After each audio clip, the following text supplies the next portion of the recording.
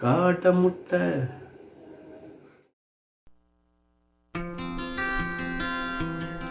இது வந்து காடை, ரெண்டு காடை எடுத்திருக்கேன்.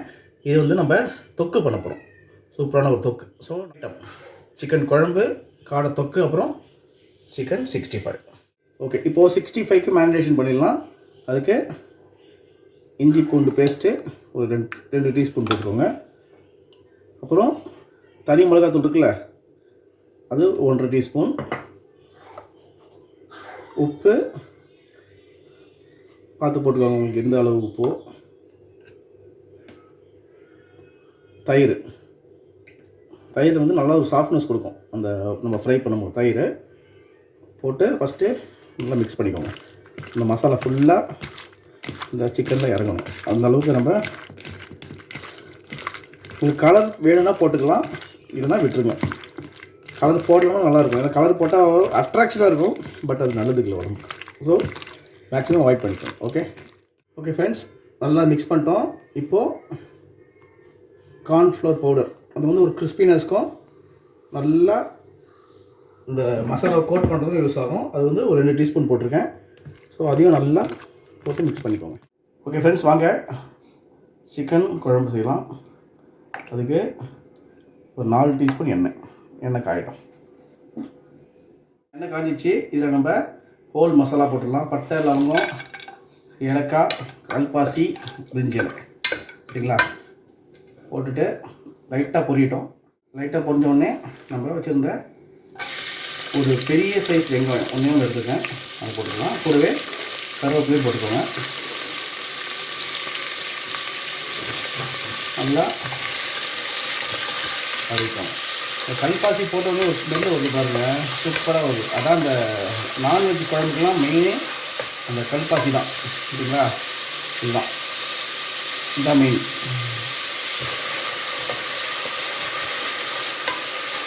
வெங்காயம் தான் வதக்கிட்டோம். லைட்டாக வதங்கினோடனே ஒரு 4 பீஸ் பச்சை மிளகாய் வந்து ஒரு நல்ல ஃப்ளேவர் கொடுக்கும். லைட்டாக காரமும் கொடுக்கும், நல்ல ஃப்ளேவர் ஒன்று கொடுக்கும் உங்களுக்கு சூப்பராக. இந்த நீங்கள் சாப்பிடும்போது தெரியும், இந்த லைட்டாக அந்த காரம், பச்சை மிளகாய் காரம் வந்து உங்களுக்கு சாப்பிடும்போது தெரியும். அதனால் பச்சை மிளகாய் வந்து போட்டுக்கோங்க. போட்டு நல்லா வதக்கிட்டே இருக்கும். வெங்காயம் பச்சை மிளகாய் நல்லா வதங்கிடுச்சு. ரொம்ப அது பொன்னிறமாலாம் வதங்கணும் அவசியம் கிடையாது. இந்த ஸ்டேஜில் நம்ம தக்காளி, இதுவும் ஒரு பெரிய சைஸ் தக்காளி. நம்ம சிக்கன் வந்து நான் சொன்ன மாதிரி இந்த போன்லெஸ்லாம் எடுத்துகிட்டு அந்த லைட்டாக அந்த போன் பீஸோட ஒரு அப்ராக்சிமேட்டாக ஒரு 400 கிராம் வரும், சரிங்களா? அதுதான் நம்ம போட்டு செய்ய போகிறோம். தக்காளி போட்டு 1 நிமிஷம் வதக்கிட்டேன். இந்த ஸ்டேஜில் ஒரு 1.5 டீஸ்பூன் இஞ்சி பூண்டு பேஸ்ட்டு, கூடவே கொஞ்சம் உப்பு போட்டோன்னே என்ன ஆகும்னா அந்த தக்காளி வந்து சூப்பராக குக் ஆகிடும்.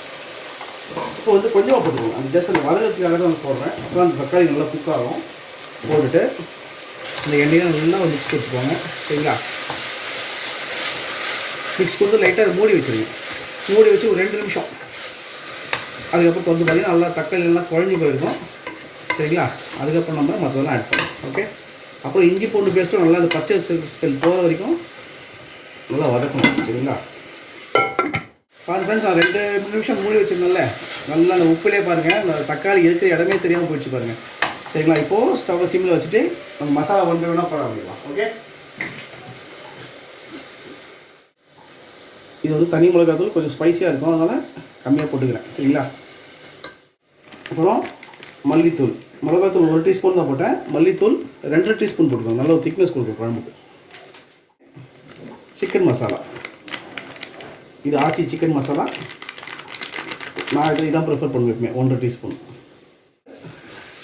நல்லா மிக்ஸ் கொடுத்துக்கோங்க. இந்த மசாலாலாம் லைட்டாக அடிப்பிடிக்க ஆரம்பிக்கும். ஸோ ஒரு 1 நிமிஷம் நல்லா மிக்ஸ் பண்ணிட்டே இருக்கும். அதுக்கப்புறம் சிக்கன் போட்டோடனே சிக்கனில் இருக்க தண்ணியில் இந்த மிளகாத்தூள் உழைது நல்லா குக் ஆகிடும். உங்களுக்கு வேணும்னா லைட்டாக தண்ணி தெளிச்சிக்கிட்டு இது ஒன்றா லைட்டாக தண்ணி விட்டுட்டு இந்த மசாலா எல்லாம் ஒன்றா மிக்ஸ் பண்ணிக்கோங்க. மசாலாலாம் ஒன்று கூடி வந்துச்சு பாருங்கள். இந்த ஸ்டேஜில் நம்ம வச்சுருந்த ஃப்ரெஷ் சிக்கன், சரிங்களா, இதெல்லாம் போட்டுக்கோங்க, சூப்பராக இருக்கும். ஈரல்லாம் போடுறேன். ஈரல்லாம் எனக்கு ஊற்றணும். போட்டு சிக்கன் என்ன பண்ணுங்கள், மசாலா கூட நல்லா கல் எடுத்துக்கோங்க. கல் மூடி போட்டு மூடி தண்ணி எதுவும் ஊற்ற வேண்டாம். லைட்டாக மூடி வச்சுக்கோங்க. சிம்மில் வச்சு ஒரு 5 நிமிஷம் சிம்மில் இருக்கட்டும். அந்த சிக்கனில் இருக்க தண்ணியில் குக் ஆகிடும். இந்த சிக்கன்லேருந்து வந்த தண்ணியை வந்து அது லைட்டாக சிக்கன் குக் ஆகிட்டுருக்கு. இந்த ஸ்டேஜில் உப்பு போட்டுடலாம். ஏற்கனவே நம்ம தக்காளி உப்பு போட்டோம். இப்போ பார்த்து போட்டுக்கோங்க.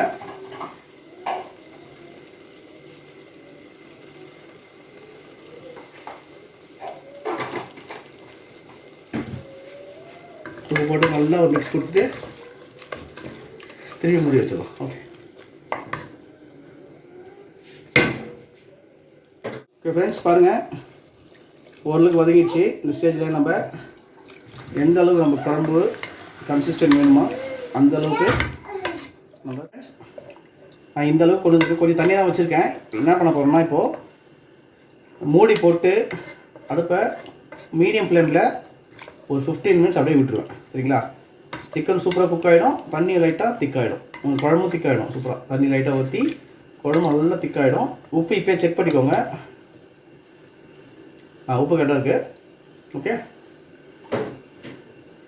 பாருங்கள் ஃப்ரெண்ட்ஸ், குழம்பு சூப்பராக ரெடி ஆகிடுச்சு. நம்ம ஒரு 15 மினிட்ஸ் வந்து 20 மினிட்ஸ் ஆக்சுவலாக பார்த்தீங்கன்னா ஸ்லோ ஃப்ளேமில் விட்டோம். நல்லா குக் ஆகிடுச்சு பாருங்கள். எண்ணெய்லாம் மேலே வந்துச்சு பாருங்கள். இந்த ஸ்டேஜில் பெப்பர் லைட்டாக தூவிட்டு ஹேண்ட்ஃபுல் ஆஃப் கொத்தமல்லி போட்டு அவ்வளோதான், குழம்பு ரெடி. நம்ம இப்போது காடை தொக்கு செஞ்சிடலாம். அதுக்கு ஒரு ஃப்ரை பேன் வச்சுருக்கேன். அது வந்து 2 காடை தான். அப்ராக்சிமேட்டாக ஒரு 350 கிராம் வரும். ஸோ அதுக்கு ஒரு 3 டீஸ்பூன் எண்ணெய் விட்டுக்கோங்க. முதல்ல என்ன பண்ணணும், எண்ணெய் விட்டு டேரெக்டாக நம்ம காடையை ஃபஸ்ட்டு போட்டுடணும். காடை வந்து கொஞ்சம் ஹார்டாக இருக்கும். அதனால் ஃபஸ்ட்டு நம்ம எண்ணெயில் போட்டு ஒரு 10 நிமிஷம் ஃப்ரெண்ட்ஸ், காடை இன்னும் கொஞ்சம் ஹார்டாக இருக்கும் இன்னைக்கு. அதனால் ஃபஸ்ட்டே நம்ம எண்ணெயில் போட்டு அது சாஃப்ட் ஆக்கிடும். ஒரு 10 நிமிஷம் எண்ணெயில் போட்டு நல்லா வதக்கிக்கலாம். சரிங்களா? அதுக்கப்புறம் நம்ம மற்ற ஐட்டம்ஸ்லாம் போட்டு தொக்கு மாதிரி நம்ம பக்கத்துக்கு கொண்டு வந்துடலாம். ஓகே, ஒரு 10 நிமிஷம் நல்லா ஃப்ரை ஆகும். பாருங்கள், லைட்டாக ஒரு 5 நிமிஷம் நல்லா வதங்கிச்சு. இந்த ஸ்டேஜில் நம்ம காடைக்கு தேவையான உப்பு போட்டுடலாம். போட்டு நல்லா மிக்ஸ் பண்ணி காடை பாருங்கள் ஃப்ரெண்ட்ஸ், நல்லா ஃப்ரை ஆகிடுச்சு. ஒரு 10 நிமிஷம் நல்லா கிறிஸ்பி ஆகிடுச்சு. இந்த ஸ்டேஜில் நம்ம ஒரே ஒரு டீஸ்பூன் இஞ்சி பூண்டு பேஸ்ட் போட்டு ஃபுல்லாக மிக்ஸ் பண்ணிவிடுங்க. அடுப்பு கொஞ்சம் சிம்மில் வச்சுக்கோங்க. சரிங்களா? இப்போ 1 பை 1 நம்ம போட போகிறோம் மசாலாஸ் எல்லாம். இப்போ இஞ்சி பூண்டு பேஸ்ட்டு லைட்டாக அடி பிடிக்கும் எண்ணெயில். அதனால் மிக்ஸ் பண்ணிட்டு ஒரு 2 நிமிஷம். வெங்காயம் ஒரு மீடியம் சைஸ், ஒரு 3 பச்சை மிளகாய் சின்ன கட் பண்ணியிருக்கேன். கூடவே கருவேப்பிலை போட்டுட்டு நல்லா காடையோட கலந்து விட்டுக்கோங்க. இந்த ஸ்டேஜில் தக்காளி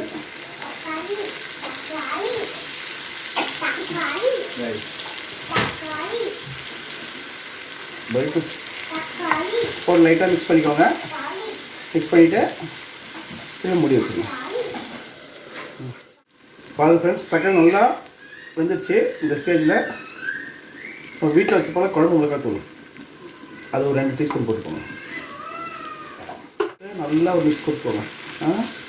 சரிங்களா? இது வேறு எதுவும் மசாலாவும் போட போகிறதில்ல. தொக்கு எப்பவுமே வந்து என்ன சொல்கிறது, அந்த வெங்காயம் தக்காளி, இந்த பச்சை மிளகாத்தூள், அப்புறம் இஞ்சி பூண்டு பேஸ்ட், இந்த டேஸ்ட்டில் தான் வரணும் தொக்குன்றது. குழம்புக்கு தான் நம்ம வந்து பட்டை லவங்கம் அப்படின்ற மசாலா, சிக்கன் மசாலாம் போடுவோம். இதுக்கு எதுவுமே தேவையில்லை. இதுக்கு வந்து அந்த வெங்காயம் தக்காளி இந்த புளிப்பு டேஸ்ட்லேயே அந்த தொக்கு இருக்கும். அதான் வந்து நல்லாயிருக்கும். போட்டு ஒரு 2 நிமிஷம் மூடிட்டு அதுக்கப்புறம் லைட்டாக தண்ணி ஊற்றணும். சரியா?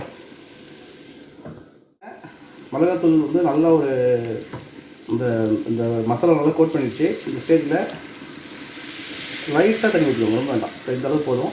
போட்டு அடுத்த சிம்லேயே வச்சுருங்க, மூடி வச்சுருங்க. சரிங்களா? இந்த மாய்ஸ்சர்லேயே அந்த மிளகாத்தூள் நல்லா வெந்துடும். அதுக்கப்புறம் நல்லா தொக்கு பதம் வந்துடும். பாருங்கள், அட்டா அட்டா அட்டா அட்டா சூப்பராக ரெடி ஆகிடுச்சு பாருங்கள் தொக்கு. இந்த ஸ்டேஜில் மெயினாக 2 விஷயம் போடணும். ஒன்று ஒரு பெப்பர். பெப்பர் தான் வந்து மெயின். போட்டுட்டு போட்டு மிக்ஸ் பண்ணி விடுங்க. கூடவே கொத்தமல்லி போட்டு அதையும் நல்லா மிக்ஸ் பண்ணி விட்டுருங்க. அவ்வளோதான். இப்போது ஸ்டவ்வை ஆஃப் பண்ணிடுங்க.